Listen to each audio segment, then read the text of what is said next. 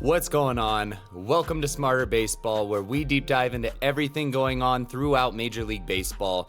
2023 is gonna be the end of the shift as we know it. So let's go ahead and take a look at what the new rules are for the shift, how we're really gonna see this kind of play out and what this really is gonna mean. And then we can talk about a couple players that are really gonna benefit from this. So first, we have the new rule itself.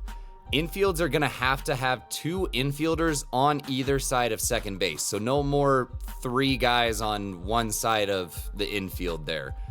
Infielders also cannot switch sides during the middle of an inning. So if you start on the left side of the infield, that's where you have to finish. If you start on the right side, that's where you have to stay. Those infielders have to be completely within the infield. You can't have 1 foot on the outfield grass, 1 foot on the infield grass, anything like that. Obviously, you can still stand on the infield grass. You don't have to just be in the dirt, but you have to stay within the infield. If there is a violation during an at-bat, the batter gets a ball. If that happens when the batter puts the ball into play, now the manager of the hitting team can either decide, do we want to take the result of what happened, or I can have my guy come back, continue the at-bat, and get that free ball, and then we go from there. This rule can be challenged too. So if a manager thinks, hey, the other team had an illegal infield, they can go ask the umpire, take a look at this, see if it was illegal or not, and then we go back to these rules here as it stands. So what does this actually mean? How is this going to play out? Really, what are the actual changes being made here? Because you can still move your infielders around. You can still position them how you want to based on where you think guys are going to hit ground balls, right? That doesn't really change. So you can still basically put a shortstop right behind the pitcher for a left-handed hitter. That's going to mean that those hard hit, one hop line drives right back up the middle, those are still pretty much going to be taken away. A lot of those ones that growing up, you hit a liner right past the pitcher, you're like, yeah, I got a base hit. Nope, that dude can still pretty much be standing there as long as he's not on the wrong side of second base. What this does change is the extra outfielder, I guess, the one having your second baseman, your third baseman, whoever, pretty much standing in shallow right field. That's the real change here. In 2022, the shift was used 33.6% of the time, 19.6% against right-handed hitters, and 55% against left-handed hitters. So this was used a lot, especially if you were a left-handed hitter. Basically, 1 and 2 lefties were getting shifted. With this changing, with that guy not being able to stand out in shallow right field, shallow left field now, if they're shifting against a righty, those line drives that would go to the pull side that get over the infield but drop in before the outfield, those are now wide open. That's going to be the big change here. So that's what we're going to talk about. Now, a line drive, according to all these, Fangraphs, Baseball Savant, all that, a line drive is characterized by a ball that's hit at a 10 to 25 degree launch angle. This is where we want to kind of play around with and see who are going to be the guys that are going to benefit the most from these. We can first kind of talk about the upper end of this, right? Where we start getting kind of into fly balls. If we go right to that 25 degree launch angle, a ball that's hit at 80 miles an hour, some of those are going to kind of drop in before you get to the outfielders. But that's mainly the ones that are going either down the lines or kind of in the gaps there. Once you get up to a 90 mile an hour hit, the batting average on that goes down to 102 from 303 at 80 miles an hour. I realized I just didn't say that. But at 90 miles an hour, those balls end up getting caught. Those are hit hard enough now at that angle that it's getting all the way to the outfielders. And we're going to talk about this in just a second, where you kind of position those outfielders for that. But once that ball gets up to 100 miles an hour, now you're talking about balls that are getting over the outfield, which obviously aren't really going to be affected by the shift. You're shifting the infielders around. But at 100 miles an hour, you're not looking at just some singles dropping in. You have a 60.4% chance of getting an extra base hit, a double, a triple, or a home run. And if I'm remembering right, I'm pretty sure you have about 3 times the chance of getting a triple than you do a single with this kind of batted ball, if that tells you anything. So when you talk about the shift and moving fielders around and stuff, I'll just real briefly kind of touch on moving outfielders around. I know this is going to be about the infield, but my stupid baseball fan OCD brain is making me talk about this right now. When you move outfielders around, you actually see where, say, a left-handed batter is up, the whole infield shifts over to the right. The outfield might actually kind of move over to the left, to the opposite side. And that's because this graphic right here. When we look at those balls hit at 100 miles an hour at a 25-degree launch angle, if it's basically pulled from the line towards the pull side gap, that ball is almost always leaving the yard. Once you kind of go more from the gap a little bit more towards center, then we're looking at most of our doubles, and to dead straightaway center, a lot of those end up getting caught just because in most ballparks, that's a really long distance to hit a baseball. When you talk about then moving the outfielders, we're looking at this 90-mile-per-hour ball. Those are the ones staying in the park.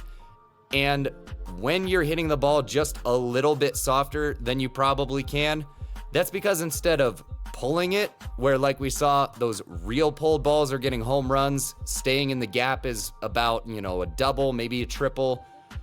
When you're a tick behind it, maybe you're hitting that ball more center to opposite field. That's where you're seeing more of these 90-mile-an-hour balls, and those are the ones staying in the park. So that's kind of why you see the outfielders actually shift opposite field towards a guy's pull side. But like I said, that's a huge tangent there. I just had to get that out. Now we talk about shifting the infielders.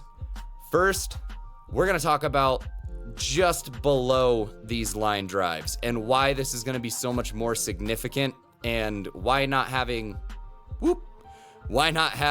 3 infielders on the certain side of the infield is still not going to be a huge difference here. So when we talk about a ground ball, and I'm going to go the about highest launch angle before we really start getting close to these line drives again. Let's say a 5-degree launch angle.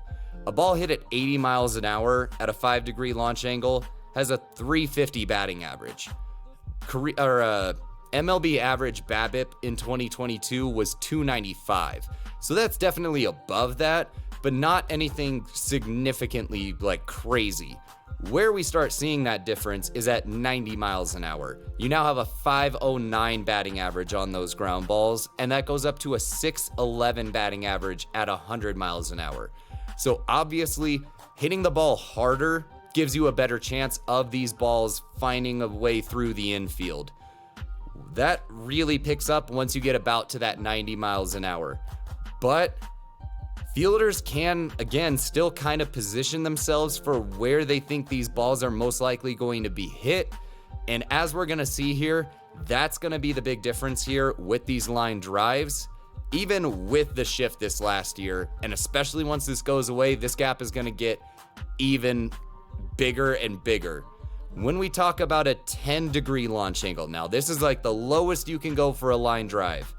At 80 miles an hour, you have a 488 batting average on those balls.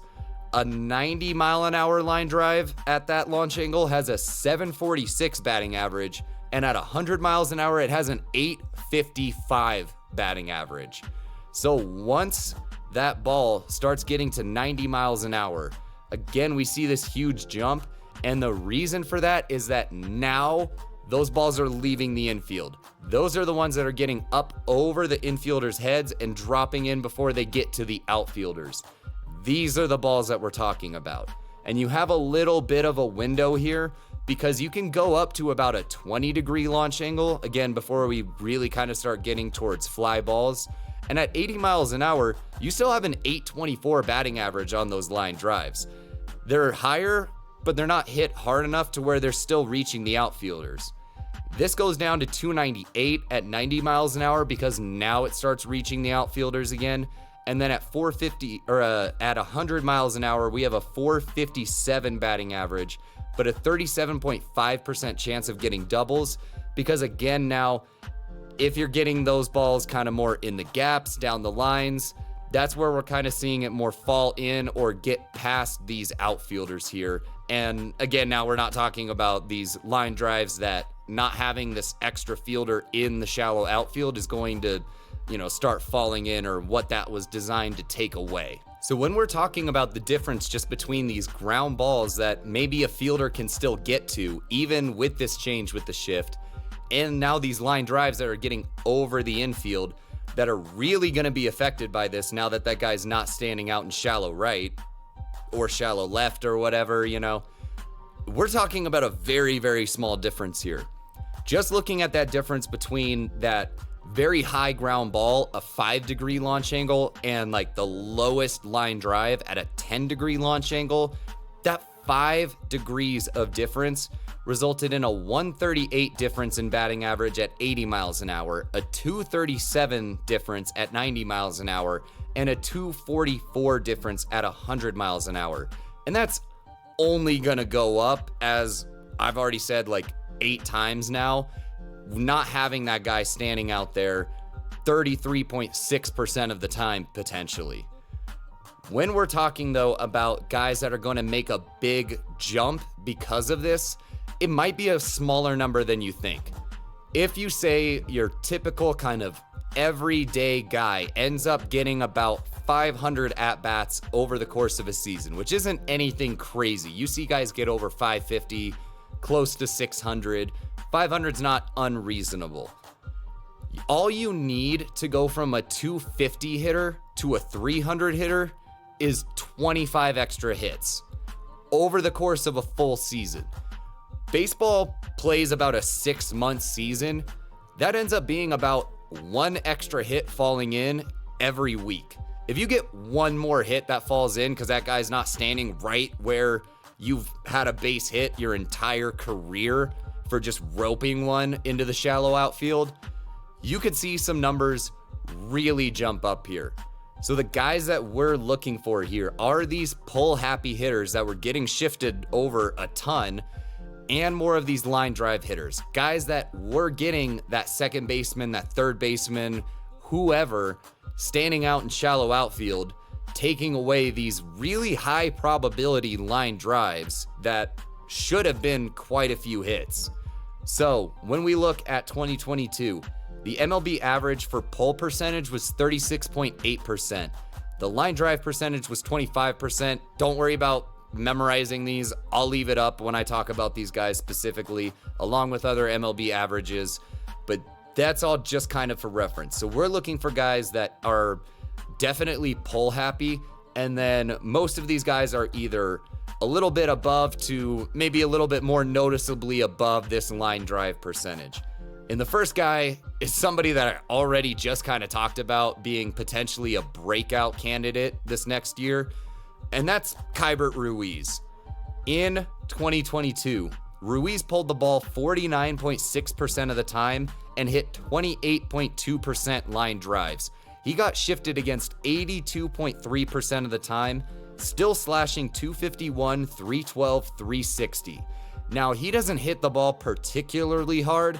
His exit velo is a little bit below average there, and hard hit percentage is below average as well. So that means he's not going to get as many of these higher probability line drives that we were talking about, right? 90, 100 miles an hour at this like maybe 10, 15 degree launch angle. But he could still get quite a few of these liners that go right over the infield, right into the spot we're talking about, especially considering the fact that he barely whiffs at all. He's a guy that puts the ball in play. He's going to give himself opportunity after opportunity to raise up this 271 BABIP that he had last year. League average in 2022 again was 295. Even if that gets remotely like back towards average, if not, this could go higher.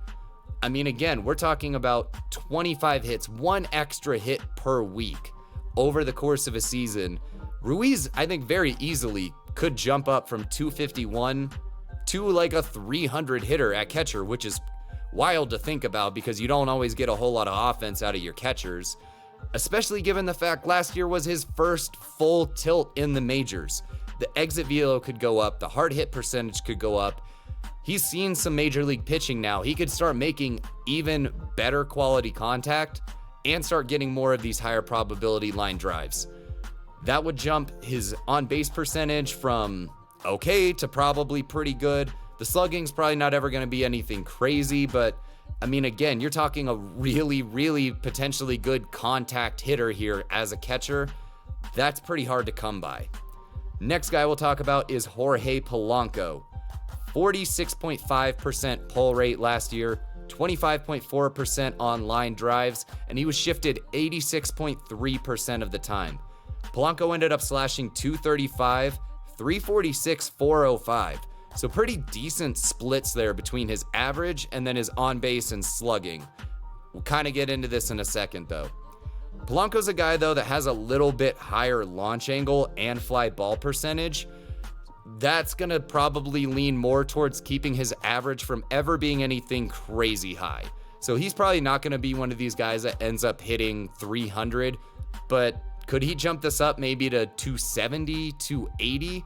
Given the fact that he does have a higher exit velo and a hard hit percentage, means that when he does hit these line drives, this 269 BABIP last year should go up, because when he does hit these line drives, he's hitting them solidly. Those are going to be those higher probability ones that should probably start finding some spots out there in the outfield. Again, he's already got good splits between the rest of these. If these kind of go up like his batting average should, again, not anything crazy, but the on base is already pretty good. That could get even better. And he's got, again, a decent amount of little pop here, especially kind of for a middle infielder. Like, we could be looking at a really good year from Jorge Polanco this next season. Next guy, kind of going from more of this like bench role potentially here to maybe we start seeing a little bit more consistent everyday kind of stuff from him, is going to be Cole Calhoun, who slashed or pulled the ball 45.9% of the time. Jesus, time for coffee. Pulled the ball 45.9% of the time, line drives 27.1% of the time, and he was shifted 93.4% of the time, fifth most in MLB. I'm just right on top of things this morning, can you tell? Calhoun was shifted fifth most of guys in Major League Baseball that had 250 or more plate appearances, slashing a 255 WOBA against the shift. League average WOBA last year was 315. He got done absolutely dirty by the shift. A 196, 257, 330 slash line. Now, Calhoun hits the ball pretty damn hard. Exit velo 90.8, noticeably above average. Hard hit percentage is almost 50% of the time. That's wild to think about. That should mean a lot of these higher probability line drives, especially given, unlike Polanco there, he's not a guy that has a higher launch angle. He's still keeping the ball relatively low, so a lot of these liners are gonna be more in this like 10, 15 degree launch angle to where he can really take advantage of that. He still is a guy that's gonna whiff a bunch, 36.3% of the time, and doesn't hit a lot of ground balls. So again, his batting average probably isn't gonna be anything real crazy. He's gonna strike out quite a bit, and he's not gonna take advantage of some of these like harder hit ground balls that would find a way through the infield. But a 263 BABIP this last year, he could get that up, especially being one of these guys more that leans a lot more towards these line drives.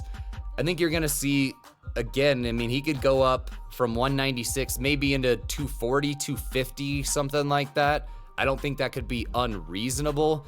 And then you add in some of this power that he's got there as well. Like, you could see a little bit different Cole Calhoun here, you know, kind of changing from this like, well, should he really even stay in the majors to like, okay, like we can find a role for this guy for sure. All right, so those three guys I think are going to see the most like dramatic changes because of the shift going away. These next two could still see a little bit of improvement, but I don't think quite the same as these other guys here. The first one we're going to talk about is good old Chuck Nasty, Charlie Blackmon. Pulled the ball 43% of the time last year, 25.7% line drives, but was only shifted against 73% of the time, so not nearly as much as these other guys. But again, that's still noticeably above the 55% that left-handers were shifted against. So he definitely saw a decent amount of this. He slashed 264, 312, 419 last year. Now, at this point in his career, 36 years old, took his player option one last year, probably like maybe he keeps playing after this, but probably could retire. Exit velo is way down at this point, along with the hard hit percentage. That means that he's going to have to rely more on those ones that maybe he lifts a little bit more to drop in there, and he doesn't have a very high launch angle. I think it's right about average, so maybe that means he gets a little bit less of these higher probability ones, but you could still see maybe a hit or two here and there kind of drop in. So maybe he doesn't go from, about 265 up into like 300s, but maybe he goes to 285, 290, like maybe somewhere around there. I mean, you could see kind of one last little like burst from him before he kind of rides off into the sunset here. And our last guy we're talking about is Eduardo Escobar. 40.6% pull rate last year, 26.9% line drives, shifted against 77.4% of the time. So again, not quite to the level of the first three, but shifted more than Blackmon was there. Slash 240, 295, 430 last year. He's got about an average exit velocity, but the hard hit percentage is a little bit above. So not hitting the ball particularly hard, but he does it fairly consistently. This should give him a couple more of these higher probability line drives falling in there than some other guys, but again, not probably quite to the level of, some of the more stars in the league. He does have a little bit higher launch angle. That's going to kind of go against this as well, along with a really low ground ball rate. That's going to keep his batting average a little bit lower as well. Sitting 240 right now, had a 281 BABIP last year. Again, maybe that jumps up a little bit. Just kind of like Blackmon, he finds that one or two maybe that falls in here and there. So, you could be talking, maybe he goes from 240 to 260, maybe 270, something like that. That maybe gets this on base a little bit more towards respectable. And he's got a pretty decent gap right there between the average and slugging. So the power's already there. That'll kind of go up as well. Again, I don't think any a crazy jump here from Escobar, but you could see probably a noticeable little jump there. So what do you guys think about this? What do you think about the shift changing, going away, however you want to phrase it this next year? Maybe some players that are going to benefit from this. Go ahead, comment your thoughts down below. Like, subscribe, turn on notifications, anything to help support the channel. I greatly appreciate it. We already hit 1,000 subscribers, and that's absolutely wild to me. Thank you guys so much for all of your support so far. I genuinely appreciate it. This has been an awesome ride to get started on, and this is only the beginning.